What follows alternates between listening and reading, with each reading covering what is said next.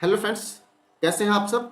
दोस्तों, आज से आपका शुरू हो रहा है मॉक टेस्ट और ये काफ़ी महत्वपूर्ण मॉक टेस्ट का सीरीज शुरू होने जा रहा है जो आपके बीएसएससी इंटर लेवल एग्जाम और बिहार दरोगा एग्जाम, शिक्षक भर्ती परीक्षा और जेएसएससी इंटर लेवल के साथ साथ यूपी आरओ एआरओ एग्जाम के लिए काफ़ी महत्वपूर्ण ये सीरीज होने जा रहा है जहां से प्रश्न आते ही आते हैं।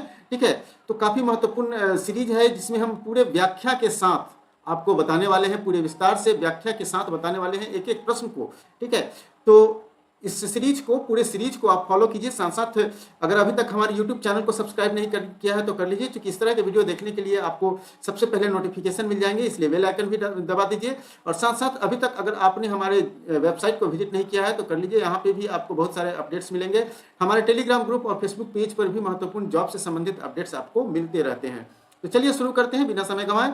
और हमारा पहला जो प्रश्न है आप देख सकते हैं। पहला प्रश्न क्या है, तो पहला प्रश्न है कि ब्राह्मी लिपि को किसने पढ़ा। सबसे पहले ब्राह्मी लिपि को किसने पढ़ा था, आपको अगर याद है तो डेफिनेट रूप से आप हमें कमेंट में जवाब दे सकते हैं। तो ब्राह्मी लिपि को सबसे पहले पढ़ा था जेम्स प्रिंसेप। कौन पढ़ा था? जेम्स प्रिंसेप साहब ने सबसे पहले ब्राह्मी लिपि को पढ़ा था। ठीक है, ऑप्शन डी इसका सही जवाब हो जाएगा। ऑप्शन डी इसका सही जवाब हो जाएगा। चलिए इसके थोड़ा सा हम लोग विस्तार से जान लेते हैं।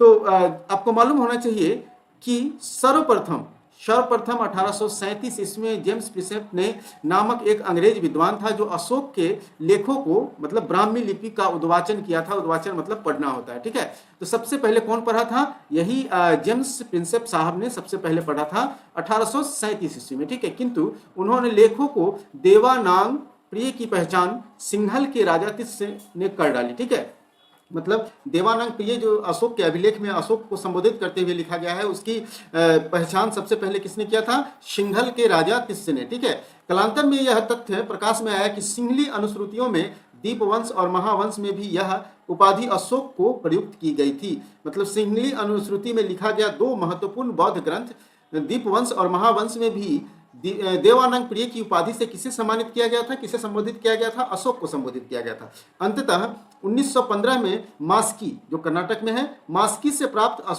अभिलेख में अशोक का नाम भी पढ़ लिया गया। मतलब मास्की के जो प्राप्त अभिलेख है उसमें अशोक का नाम, अशोक ही वर्णन है। तो याद रखेंगे अशोक का नाम कौन कौन से अभिलेखों में पूरा नाम लिखा हुआ है, तो याद रखेंगे। ठीक है, मास्की, उदयगोलम, नेतुर और मेगास्थनीज की पुस्तक का नाम क्या है? ठीक है, आपको मालूम होगा। चलिए फटाफट बता दीजिए, मेगास्थनीज के पुस्तक का क्या नाम है? आपको डेफिनेट रूप से मालूम होगा, अर्थशास्त्र, पुराण, वेद, इंडिका। इसका सही जवाब हो जाएगा इंडिका, ऑप्शन डी।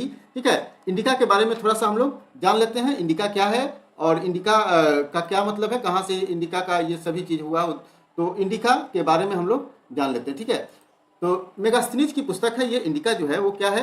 मेगास्थनीज की पुस्तक है इंडिका। ठीक है, जिसमें पाटलिपुत्र के नगर प्रशासन का वर्णन किया गया है। इसी में कहा गया है, इसी में पाटलिपुत्र के नगर के बारे में कहा गया है कि 30 सदस्यों द्वारा, ठीक है, नगरों का संचालन किया जाता था, व्यवस्थाओं का, प्रशासनिक व्यवस्थाओं का, जिसमें 6 समितियां होती थी। मतलब प्रत्येक 6 समिति में 5-5 सदस्य हो गए, तो कुल 30। तो प्रत्येक समिति में कितने सदस्य होते थे? 5। और ये 6 समितियों के द्वारा वहां के प्रशासन को चलाया जाता था। समिति का कार्य बिक्री कर वसूल करना, विक्रय कर का 10वें भाग के रूप में वसूल किया जाता था। विक्रय कर क्या था? 1/10 था। याद रखेंगे ये किसके समय में? ठीक है, इंडिका मेगास्थनीज के समय में। ठीक है, मेगास्थनीज के जो पुस्तक है इंडिका, इसके जब आया था भारत, किसके काल में आया था, आप हमें कमेंट में जरूर बताएंगे। तो डेफिनेट रूप से हमें पता चलेगा कि आपकी तैयारी अच्छी दिशा में जा रही है। करों की चोरी के लिए मृत्युदंड की सजा थी इसके समय में। ठीक है, चलिए अगले प्रश्न की ओर है। मेगास्थनीज का दूत कौन था? आपको मालूम है मेगास्थनीज किसका दूत था? यह भी आपको मालूम होगा डेफिनेट रूप से। मेगास्थनीज किसका दूत था? सेल्यूकस निकेटर का दूत था। किसका था? सेल्यूकस निकेटर का ये मेगास्थनीज दूत था। ठीक है, मेगास्थनीज सेल्यूकस निकेटर का दूत था। अब मेगास्थनीज एक सेल्यूकस निकेटर का दूत था और चंद्रगुप्त मौर्य के राजसभा में भेजा गया था। मेगास्थनीज किसके राजसभा में आया था? चंद्रगुप्त मौर्य के राजसभा में। चंद्रगुप्त मौर्य के राजसभा में ये आया था, चंद्रगुप्त के काल में आया था। इसके पूर्व वह आराकोसिया के क्षत्रप के दरबार में सेल्यूकस का राजदूत बनकर गया था। मेगास्थनीज ने काफी समय तक मौर्य दरबार में रहा था, काफी समय तक, तभी तो यहाँ के प्रत्येक चीज के बारे में इन्होंने लिखा है अपने पुस्तक इंडिका में। ठीक है, अपने पाटलिपुत्रा के नगर प्रशासन के बारे में भी इन्होंने लिखा है। भारत में उसने जो कुछ भी देखा सुना है उसे इंडिका में लिखा है। ठीक है, तो ये आप समझ गए। चलिए अगले प्रश्न की ओर बढ़ते हैं। अगला प्रश्न भी काफी महत्वपूर्ण प्रश्न है और इसमें महत्वपूर्ण प्रश्नों का कलेक्शन किया गया है। मौर्य अंतिम मौर्य सम्राट के बारे में बताना है आपको, ठीक है। अंतिम मौर्य सम्राट, प्रथम मौर्य सम्राट कौन है, ठीक है। प्रथम मौर्य सम्राट कौन है, आप हमें कमेंट में बताइए। प्रथम मौर्य का प्रथम सम्राट कौन था, ये हमें आप कमेंट में बताइए। चलिए अंतिम मौर्य के बारे में मैं बता देता हूँ। अंतिम मौर्य सम्राट था बृहद्रथ। कौन था, बृहद्रथ था, ठीक है। और महान मौर्य राजा की अगर बात करेंगे तो वो कौन था, अशोक था, ठीक है। तो बृहद्रथ कौन था, अंतिम मौर्य सम्राट था, अंतिम मौर्यों का अंतिम राजा था, कौन था, बृहद्रथ, ठीक है। तो बृहद्रथ के बारे में चलिए थोड़ा सा हम लोग को जान लेते हैं। अंतिम मौर्य शासक बृहद्रथ की हत्या उसके पुत्र, इसके जो सेनापति थे पुष्यमित्र शुंग ने कर दिया। अब क्यों किया, इसकी एक लंबी कहानी है, हालांकि मैं शॉर्ट में बता देता हूं आपको। अशोक के समय आपको मालूम है कि अशोक ने बौद्ध धर्म को अपना लिया था, ठीक है, बौद्ध धर्म को अपना लिया था। बौद्ध धर्म में जो था वो काफ़ी मतलब कर्मकांड के विरुद्ध बोला जाता था, कर्मकांड को नकार दिया गया था एक तरह से। तो वहाँ पंडितों का जो कर्मकांड को काफ़ी मानते थे, उनका काफ़ी मतलब उनका पुछ जो था वो समाज में काफ़ी उनका धीरे धीरे गिरने लगा था। तो पुष्यमित्र शुंग भी एक ब्राह्मण ही था, ठीक है, ब्राह्मण ही था। और इन्होंने अशोक के इस बृहद्रथ को, अशोक के जो अंतिम, अशोक कहते हैं मौर्य साम्राज्य का जो अंतिम शासक था बृहद्रथ, उसकी हत्या करके शुंग वंश की स्थापना करता है, ठीक है, मगध पर, ठीक है, मगध पर शुंग वंश की स्थापना करता है, ठीक है। चलिए अगले प्रश्न की ओर बढ़ते हैं। अगला प्रश्न है कि किस अभिलेख में रुद्रदामन की प्रथम विभिन्न उपलब्धियों का वर्णन किया गया है। किस अभिलेख में रुद्रदामन के सभी विभिन्न उपलब्धियों का वर्णन किया गया है। तो ये कौन है, ये जूनागढ़ अभिलेख है, रुद्रदामन का जूनागढ़ अभिलेख है, जिसमें सभी महत्वपूर्ण उपलब्धियों का, जो रुद्रदामन का उपलब्धि है उसका वर्णन किया गया है रुद्रदामन के जूनागढ़ अभिलेख में। चलिए इसके बारे में थोड़ा सा जान लेते हैं। तो आपको बता दें कि ये रुद्रदामन का जूनागढ़ अभिलेख कहाँ से मिला है, गुजरात के जूनागढ़ से मिला है। और ये 130 से 150 ईस्वी पूर्व के बीच का अभिलेख है, ठीक है, 130 से 150 ईस्वी पूर्व के बीच का अभिलेख है, जो प्राप्त हुआ है गुजरात से, जिसका शिला, यह एक शिला, विशाल शिला पर उत्कीर्ण है। उसी पर अशोक के 14वें प्राज्ञानों की एक प्रति तथा स्कंद गुप्त के 2 लेख भी प्राप्त हुए हैं। मतलब इसी रुद्रदामन के जूनागढ़ अभिलेख से अशोक के 14वें प्राज्ञापन, मतलब 14वें शिलालेख का भी वर्णन उस पर मिलता है, और साथ साथ स्कंद गुप्त के 2 लेख भी उस पर मिल रहा हुआ है, ठीक है। तो यह विशुद्ध संस्कृत भाषा और ब्राह्मी लिपि में लिखा गया है। मतलब याद रखेंगे कि संस्कृत भाषा, ठीक है, भाषा का प्रथम शिलालेख रुद्रदामन का जूनागढ़ अभिलेख ही है, ठीक है, जो संस्कृत भाषा में है, लिखा गया है। इसमें रुद्रदामन की वंशावलियां हैं, रुद्रदामन के विजयों के बारे में, रुद्रदामन के शासन के बारे में, उसके व्यक्तित्व के बारे में आदि पर बहुत अच्छे से प्रकाश डाला गया है। यह अभिलेख अब तक की प्राप्त संस्कृत अभिलेखों में सर्वाधिक प्राचीन है। मतलब सबसे प्राचीन संस्कृत अभिलेख कौन है, रुद्रदामन का जूनागढ़ अभिलेख, ठीक है, यहाँ तक दिक्कत नहीं है। अगला प्रश्न है, निम्नलिखित में से किस का जैन धर्म के प्रति भारी झुकाव रहा है, ठीक है, निम्नलिखित राजाओं में से किस राजा का जैन धर्म के प्रति काफी ज्यादा झुकाव रहा है।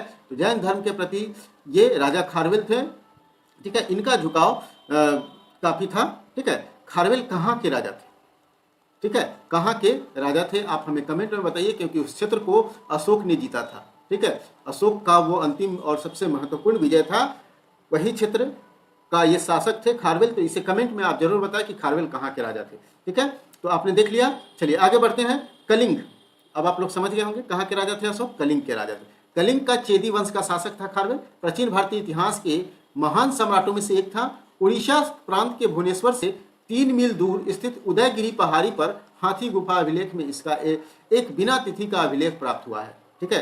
हाथी गुफा अभिलेख का संबंध किससे है, याद रखेंगे, खारवेल से है, ठीक है। हाथी गुफा अभिलेख का संबंध खारवेल से है, जो कहाँ से मिला है, उदयगिरी की पहाड़ी से, उड़ीसा के भुवनेश्वर से। यह अभिलेख खारवेल के इतिहास के बारे में एकमात्र जानने का एकमात्र स्रोत है, ठीक है। इस अभिलेख से खारवेल के इतिहास की संपूर्ण जानकारियां मिलती हैं, और यहीं से प्राप्त होता है कि खारवेल जैन धर्म के समर्थक थे, ठीक है, जैन धर्म के प्रति इनका झुकाव था।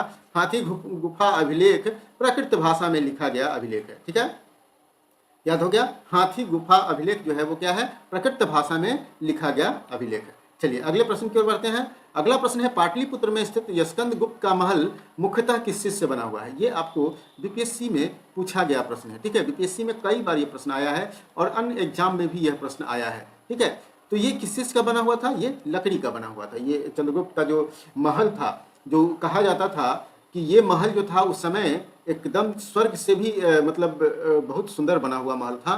तो ये किस चीज़ से बना था? 80 स्तंभों पर, ठीक है, 80 स्तंभों से बना हुआ था, लकड़ी के, ठीक है, लकड़ी के स्तंभों से ये बना हुआ था। चलिए आगे जानते हैं इसके बारे में। बिहार के पटना में, ये पटना के कुम्हरार वाले क्षेत्र देखते हैं। कहाँ? कुम्हरार, कुम्हरार यहीं पे अशोक का वो अशोक का आप देखेंगे, या फिर चंद्रगुप्त मौर्य का, या फिर यूं कहें कि मौर्य सम्राट का जो दरबार था वो इसका अवशेष मिले हैं। ठीक है, कहाँ से? पटना के कुम्हरार से।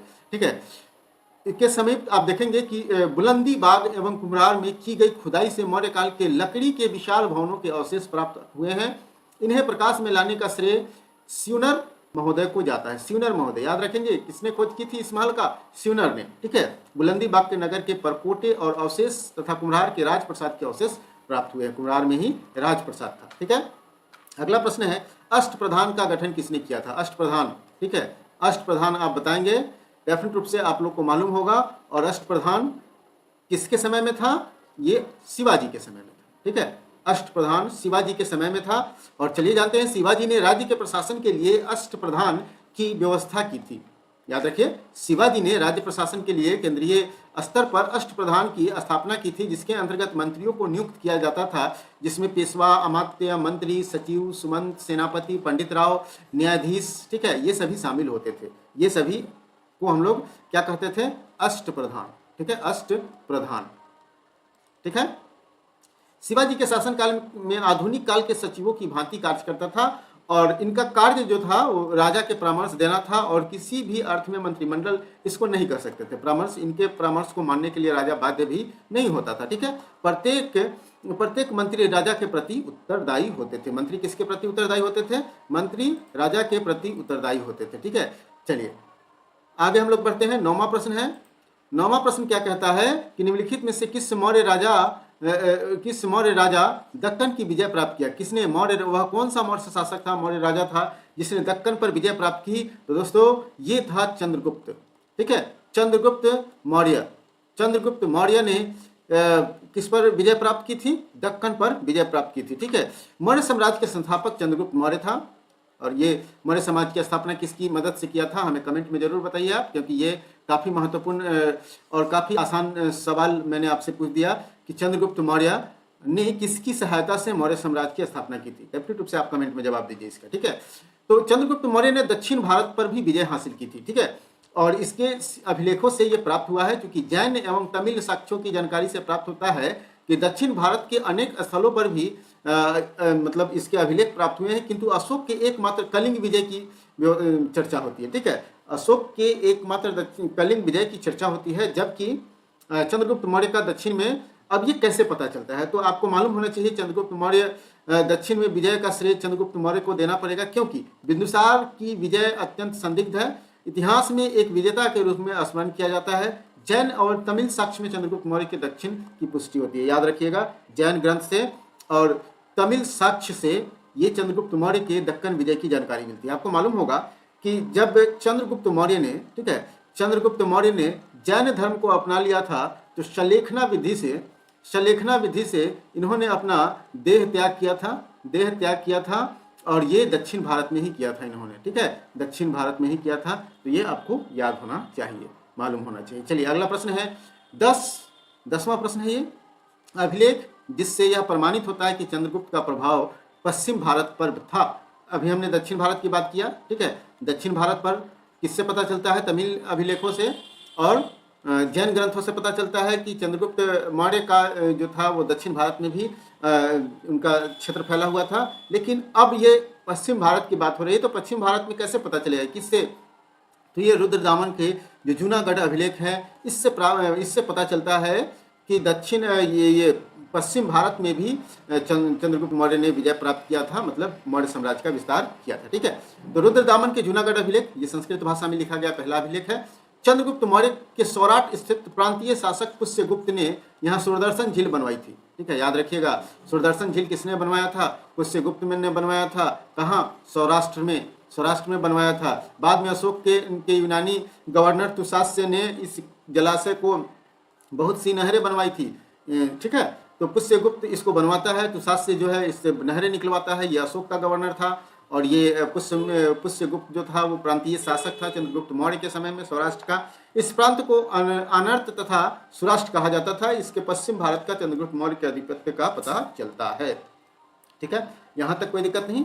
और ये सभी प्रश्न जो हैं काफ़ी महत्वपूर्ण प्रश्न हैं, तो डेफिनेट रूप से आप इस प्रश्न को या फिर इस मॉक को 1-2 बार देखेंगे तो काफ़ी रिवीजन हो जाएगा, और रिवीजन हो जाएगा तो फिर आप ये भूल नहीं पाएंगे। काफ़ी अच्छा ये मॉक है, डेफिनेट रूप से आप इसको 2 से 3 बार जरूर देखिएगा।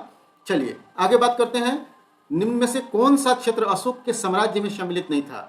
अब आपको यहाँ बताना है कि इसमें से कौन सा अशोक के राज्य में सम्मिलित नहीं था। तो देखिए, अफगानिस्तान का कुछ क्षेत्र ये था, सम्मिलित था। बिहार में तो अशोक का राज्य ही था, तो यहाँ तो ये मगध क्षेत्र था ही। श्रीलंका ये नहीं था। कलिंग अशोक ने जीत ही लिया था। इसका सही जवाब हो जाएगा ऑप्शन सी। कौन सा सही जवाब हो जाएगा? ऑप्शन सी सही जवाब हो जाएगा।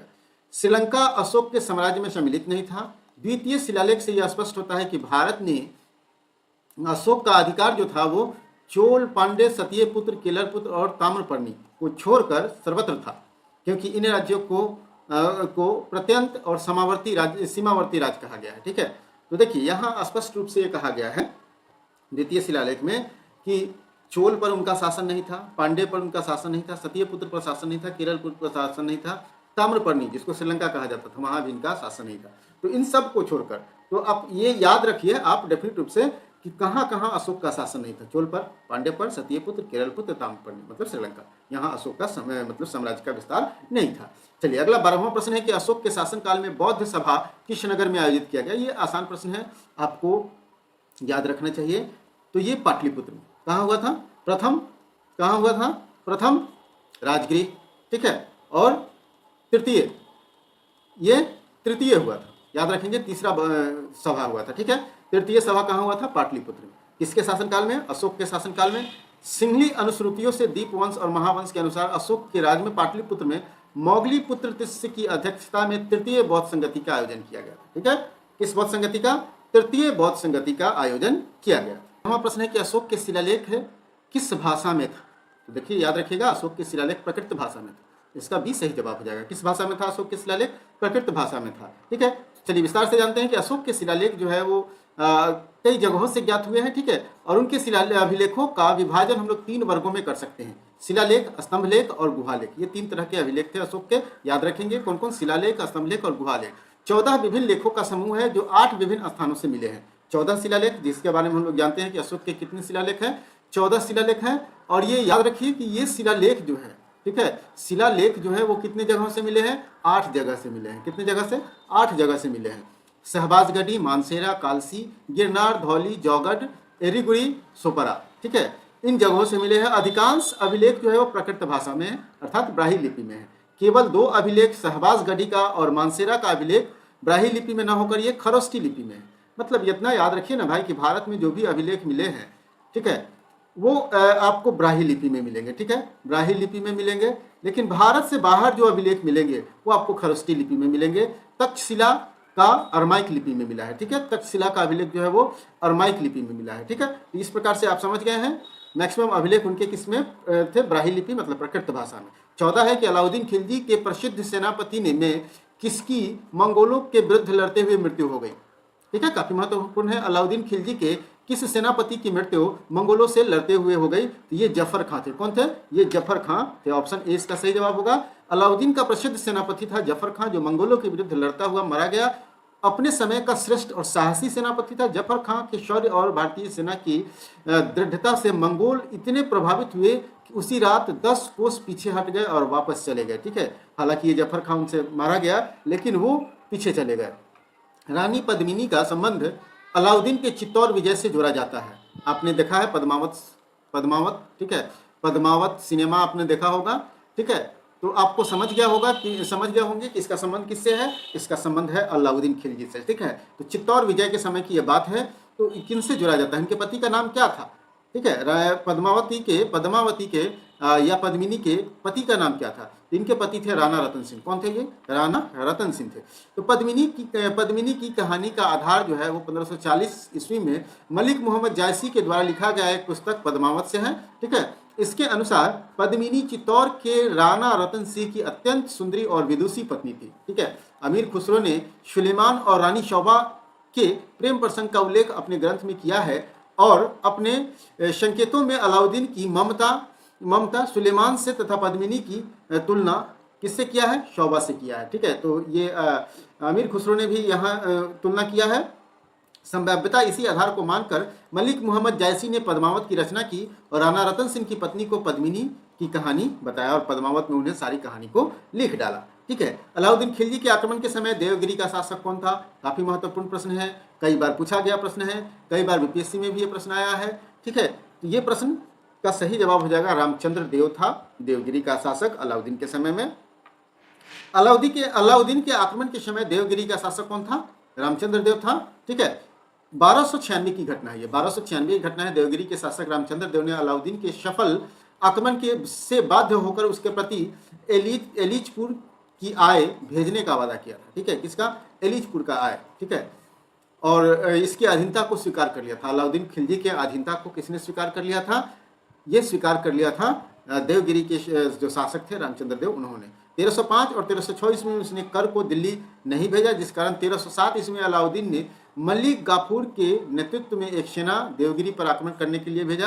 रामचंद्र देव युद्ध में पराजित हुआ और आत्मसमर्पण कर दिया। ठीक है, दो बार 1305 और 1306 में उन्होंने नहीं भेजा था क्या दिल्ली को अपना कर, तो 1307 में मलिक गाफूर ने आक्रमण कर दिया और उनको आत्मसमर्पण करना पड़ा। अगला प्रश्न, किस सुल्तान काल में खालसा भूमि अधिक पैमाने पर विकसित हुआ? तो आपको मालूम होगा कि अलाउद्दीन खिलजी, ठीक है, अलाउद्दीन खिलजी जो था वो शासक बनते ही जितने भी भूमि था, ठीक है, जो दान में दिए गए भूमि थे, सबको खालसा भूमि में परिवर्तित कर दिया था। खालसा भूमि मतलब सरकारी जमीन। ठीक है, इसका सही जवाब हो जाएगा अलाउद्दीन खिलजी, ऑप्शन इसका बी सही जवाब हो जाएगा। अलाउद्दीन खिलजी राजस्व और लगान व्यवस्था का मुख्य उद्देश्य एक शक्तिशाली और निरंकुश राज्य की स्थापना करना था। उसने उन सभी व्यक्तियों से भूमि छीन ली जिन्हें वह मिल्क मतलब राज्य द्वारा जो प्रदत्त संपत्ति था, जो इनाम में और इंदत रात पेंशन में, वफ में मतलब धर्मार्थ प्राप्त भूमि, सबको उन्होंने छीन लिया और सबको खालसा भूमि में परिवर्तित कर दिया। ठीक है, तो ये कौन था? अलाउद्दीन खिलजी। अलाई दरवाजा का निर्माण किस सुल्तान ने करवाया था? नाम से ही स्पष्ट है, अलाई दरवाजा को किसने बनवाया होगा? अलाई दरवाजा को बनवाया होगा अलाउद्दीन खिलजी। ठीक है, ऑप्शन थोड़ा इधर उधर हो गया है, आप लोग देख सकते हैं, ये प्रिंटिंग का थोड़ा सा टाइपिंग का थोड़ा सा दिक्कत था। तो अलाई दरवाजा का निर्माण किसने करवाया? अलाउद्दीन खिलजी ने करवाया। अलाई दरवाजा का निर्माण सुल्तान अलाउद्दीन खिलजी ने कुतुब मीनार के निकट ही करवाया था। कहाँ करवाया था? कुतुब मीनार के निकट ही अलाई दरवाजा का निर्माण कराया था और ये लाल पत्थरों तथा संगमरमर से बना हुआ है। 1311 में यह बनकर तैयार हुआ। इल्तुतमिश के मकबरे की तरह इसमें एक चौकोर बड़ा कमरा है जिसके छत पर गुंबद है और इसके चारों दीवारों में एक मेहराब बनाया गया है। और अलाई दरवाजा का निर्माण अलाउद्दीन खिलजी ने किस विजय के उपलक्ष्य में कराया था, ये हमें कमेंट में बताइए। ठीक है, किस विजय के उपलक्ष्य में अलाई दरवाजा का निर्माण कराया था, ये हमें आप कमेंट में जरूर बताइएगा। अगला प्रश्न है, दिल्ली के किस सुल्तान ने सबसे ज्यादा नहरों का निर्माण करवाया? काफी महत्वपूर्ण प्रश्न है, कई बार आपके एग्जाम में आए हुए प्रश्न है और ये है आपका फिरोज शाह तुगलक। ठीक है, FST याद रखेंगे, फिरोज शाह तुगलक। FST ने सबसे ज्यादा नहरों का निर्माण करवाया था कृषि व्यवस्था को सुदृढ़ करने के लिए, सिंचाई के लिए। ठीक है, फिरोज तुगलक का शासनकाल में नहरों का सबसे ज्यादा जाल का निर्माण कराया गया और सिंचाई की सुविधा के लिए उसने 5 बड़ी नहरों का निर्माण कराया। फिरोज तुगलक उलेमा वर्ग की स्वीकृति के पश्चात हक ए सर्ब नामक सिंचाई कर लगाने वाला दिल्ली का प्रथम सुल्तान था। यह भी याद रखिए कि सिंचाई कर लगाने वाला प्रथम सुल्तान कौन था? यही था फिरोज शाह तुगलक। ठीक है, और नहरों का सबसे अधिक निर्माण भी फिरोज शाह तुगलक ने ही करवाया था। उन किसानों को जो सिंचाई के लिए शाही नहरों का पानी का प्रयोग करते थे, उनको 1/10 पैदावार का देना होता था। ठीक है, अगला प्रश्न है, फिरोज तुगलक द्वारा स्थापित दार उल सफा क्या था? दार उल सफा के बारे में बताइए। दार उल सफा एक्चुअली था एक खैराती अस्पताल जहाँ लोगों को मुफ्त में इलाज किया जाता था। ठीक है, क्या था ये? मुफ्त में इलाज करने वाला एक अस्पताल था जिसको हम लोग खैराती अस्पताल कहते हैं। तो राज्य के खर्च पर यह चलता था और पहला भारतीय शासक था फिरोज तुगलक जिन्हें दारुल सफा नामक एक खैराती अस्पताल का निर्माण करवाया। उसमें कुशल हकीमें रखी। आपको यह भी मालूम होना चाहिए कि सबसे अधिक, ठीक है, सबसे अधिक गुलामों की संख्या किसके शासनकाल में था? यह हमें कमेंट में आप बताइए। सबसे अधिक गुलामों की संख्या किस सुल्तान के समय में था? ठीक है, ये हमें आप कमेंट में बताइए। चलिए, रैयतवारी व्यवस्था सर्वप्रथम कहाँ लागू किया गया? रैयतवारी व्यवस्था क्या था इसके बारे में भी जानेंगे हम लोग। तो सबसे पहले ये बताइए कि रैयतवारी व्यवस्था सर्वप्रथम कहाँ लागू किया गया। तो ये सबसे पहले कहाँ लागू किया गया था, मद्रास में लागू किया गया था। रैयतवारी व्यवस्था मद्रास प्रेसिडेंसी में अलेक्जेंडर रीड के द्वारा 1992 ईस्वी में तमिलनाडु के 12 महल क्षेत्र में लागू किया गया था। याद रखिए कहाँ, तमिलनाडु के 12 महल क्षेत्र में कब, 1792 ईस्वी में लागू किया गया था। किसके द्वारा, रीड के द्वारा, रीड के द्वारा, ठीक है, याद रखिए। इस व्यवस्था को इसके बाद बम्बई प्रेसिडेंसी में भी लागू किया गया और वहां पर उन थॉमस मुनरो का संबंध रैयतवारी व्यवस्था से ही था, ठीक है। थॉमस मुनरो का भी संबंध किससे था, रैयतवारी व्यवस्था से ही था।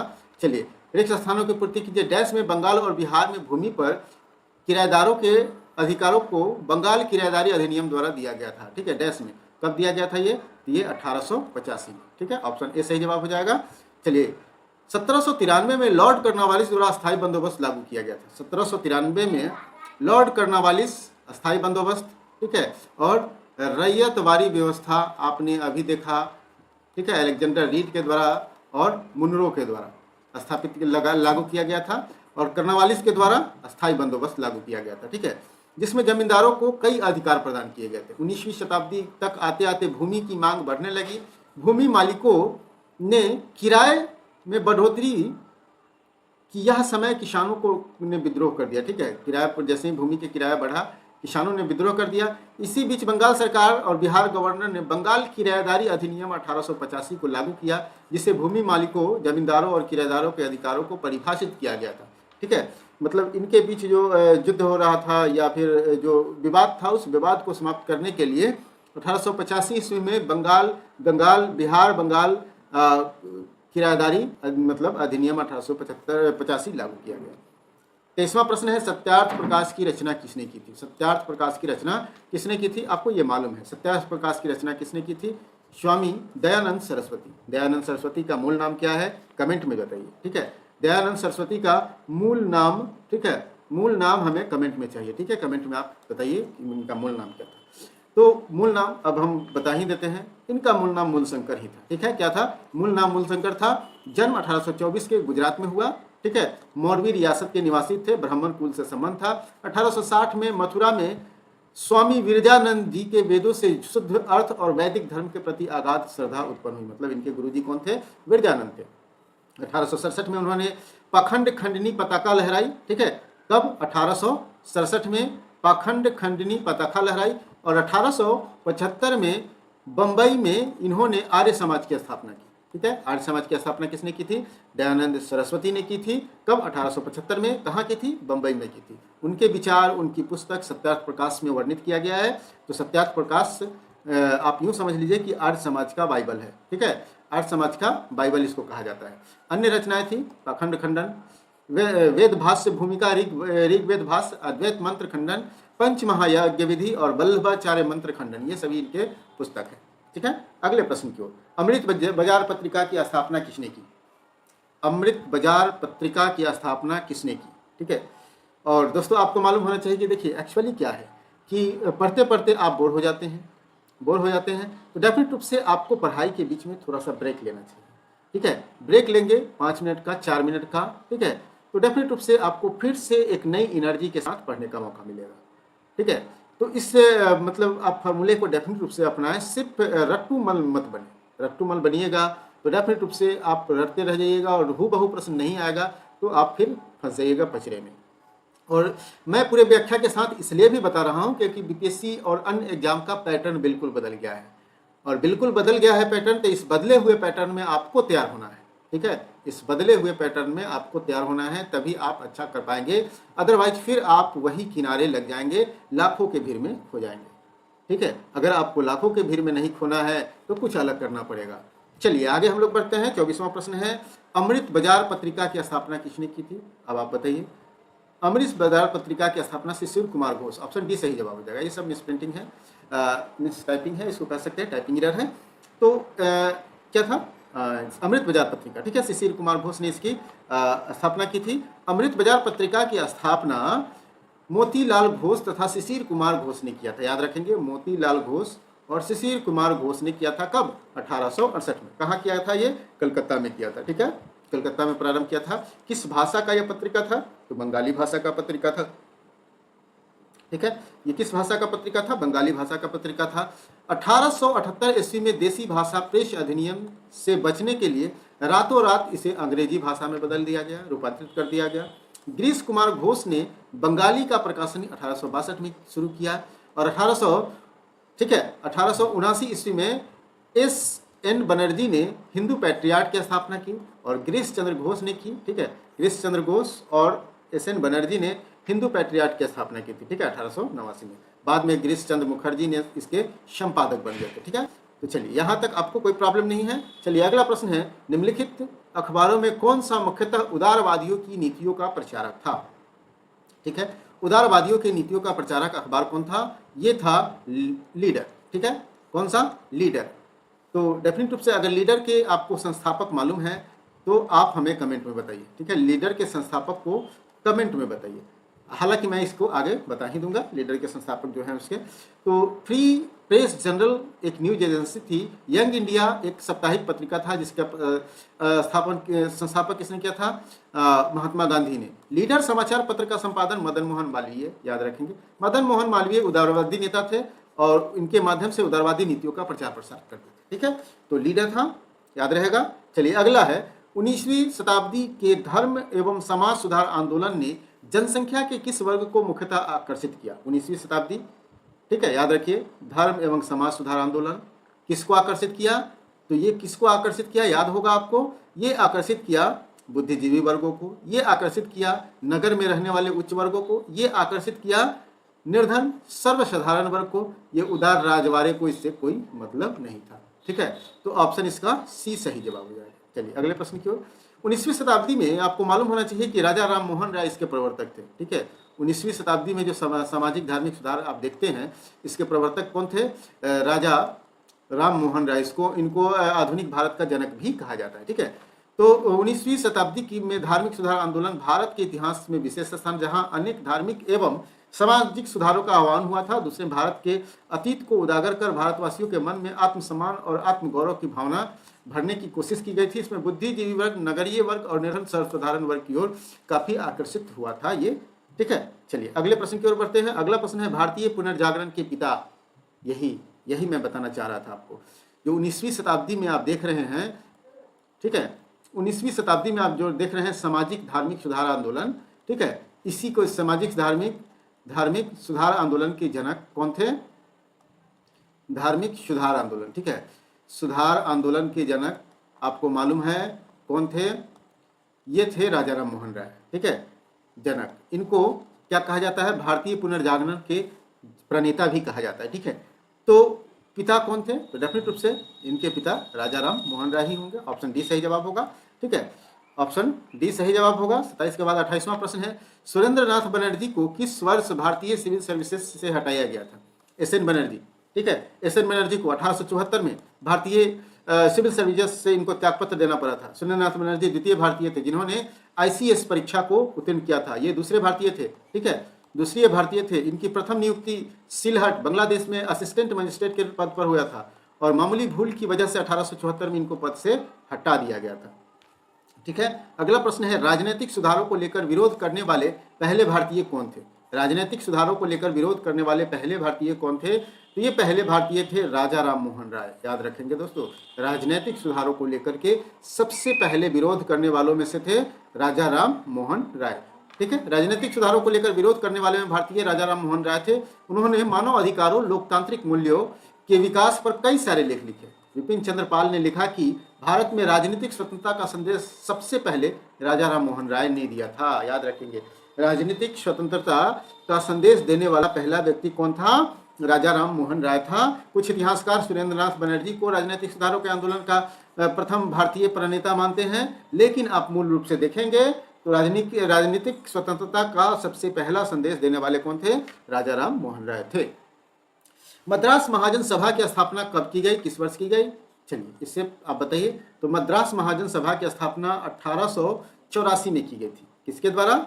यह 1884 में इसकी स्थापना बी राघवाचारी और जी सुब्रमण्यम और पी आनंद चार्लू के द्वारा किया गया था। याद रखेंगे 1884 में बी राघवाचारी, जी सुब्रमण्यम और पी आनंद चार्लू के द्वारा मद्रास महाजन सभा की स्थापना की गई थी।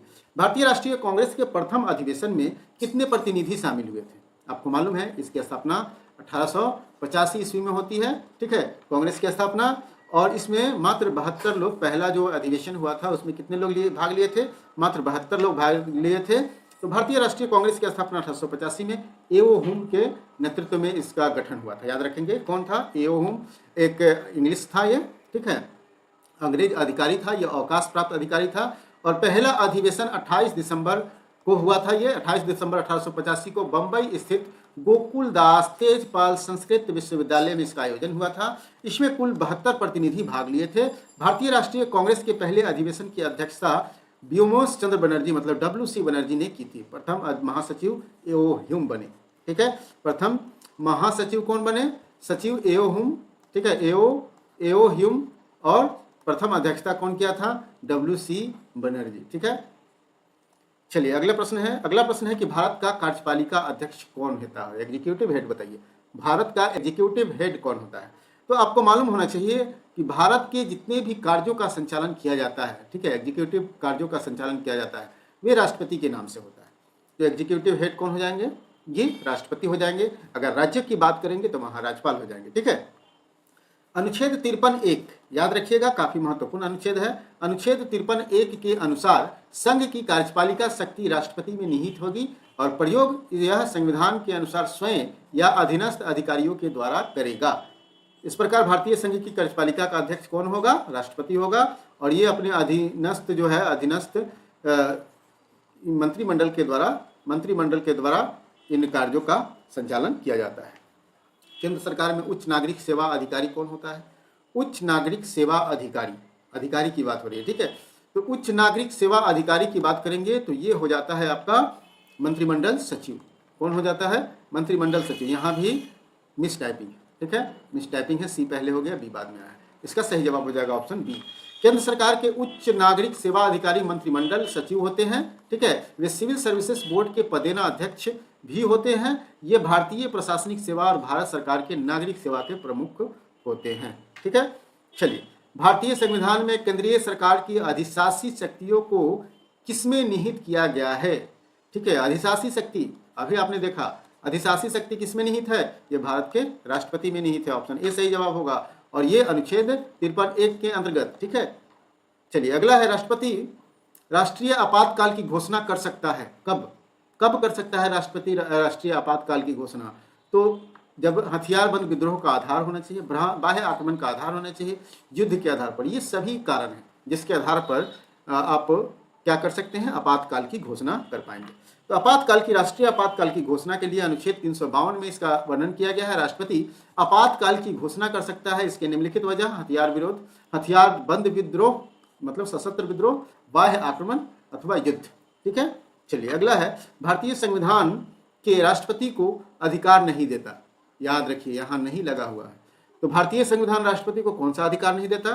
तो ये अधिकार नहीं देता कि आप मुख्यमंत्रियों की नियुक्ति नहीं करेंगे। मुख्यमंत्री की नियुक्ति किसके द्वारा होगी? राज्यपाल के द्वारा होगी। ये डायरेक्ट राष्ट्रपति नहीं करते हैं। ठीक है, तो अनुच्छेद 164(1) के अंतर्गत मुख्यमंत्री की नियुक्ति कौन करता है? राज्यपाल करता है। याद रखिए अनुच्छेद 164(1) के अंतर्गत इनकी नियुक्ति कौन करेगा? मुख्यमंत्री की नियुक्ति राज्यपाल करेगा। ठीक है, अगला प्रश्न है भारत के राष्ट्रपति को यह अधिकार नहीं प्राप्त है कि वह भारत के राष्ट्रपति को अधिकार नहीं प्राप्त है क्या कि वो सर्वोच्च न्यायालय के न्यायाधीश को हटाए? ठीक है, सर्वोच्च न्यायालय को न्यायाधीश को हटाए। सर्वोच्च न्यायालय को न्यायाधीश को हटाने के लिए वही विधि का अनुपालन किया जाता है जिस विधि का अनुपालन किसको हटाने के लिए करते हैं हम लोग? राष्ट्रपति या फिर उपराष्ट्रपति को हटाने के लिए करते हैं। ठीक है, तो याद रखेंगे सर्वोच्च न्यायालय के जो न्यायाधीश होते हैं उनको हटाने के लिए किस विधि का प्रयोग करते हैं? आप हमें कमेंट में बताइए। हालांकि मैं बता दूं आपको कि अनुच्छेद 124 के खंड 4 के अनुसार उच्चतम न्यायालय के किसी भी न्यायाधीश को पद से तब तक नहीं हटाया जा सकता जबकि उस साबित कदाचार, ठीक है, जब तक कि उस पर कोई कदाचार साबित न हो जाए। ठीक है, कदाचार साबित न हो जाए या फिर असमर्थता के आधार पर उन्हें हटाया जा सकता है। संसद के प्रत्येक सदन के द्वारा कुल सदस्य संख्या का बहुमत के द्वारा उपस्थित मत देने वाले सदस्य के 2/3 बहुमत के द्वारा अगर समर्थित आवेदन राष्ट्रपति के समक्ष अगर जाती है, ठीक है, तब राष्ट्रपति उसको हटाने का आदेश नहीं दे दिया, ठीक है, राष्ट्रपति ने उसे हटाने का आदेश नहीं दे दिया है, ठीक है, क्यों? क्योंकि ये अब फिर जाएगा सदन में इसको 2/3 बहुमत से पास करना होगा, तब जाके राष्ट्रपति अंतिम रूप से मोहर लगाएंगे हटाने के लिए, ठीक है। अगला, भारतीय संविधान के निम्नांकित अनुच्छेदों में से कौन सा राज्य की विधानसभाओं के निर्वाचन का प्रावधान प्रस्तुत करता है? राज्य विधानसभा के निर्वाचन किस अनुच्छेद के अंतर्गत है? तो ये अनुच्छेद 170 के अंतर्गत है, ठीक है। तो आपको मालूम होना चाहिए कि अनुच्छेद 170 के अंतर्गत विधानसभा की संरचना, अनुच्छेद 176 के अंतर्गत राज्य का विशेष अभिभाषण, राज्यपाल का विशेष अभिभाषण, और अनुच्छेद 178 के अंतर्गत विधानसभा का अध्यक्ष और उपाध्यक्ष का चयन। तो विधानसभा का गठन किसके द्वारा किया जाता है? अनुच्छेद 170, याद रखिएगा। यदि किसी राज्य की विधानसभा का अध्यक्ष मतलब स्पीकर पद त्यागना चाहे तो उसे अपना त्याग पत्र किसको देना पड़ेगा? तो ये काफी महत्वपूर्ण है। यदि किसी राज्य की विधानसभा का अध्यक्ष या स्पीकर अगर अपना पद त्याग करना पड़े तो किसको देगा? वो देगा उपाध्यक्ष को। किसको देगा? उपाध्यक्ष को देगा, ठीक है। यहाँ भी आप देखेंगे मिस टाइपिंग है, यहाँ भी आप ए के बाद सी उसके बाद बी तब फिर डी आ गया है, ठीक है।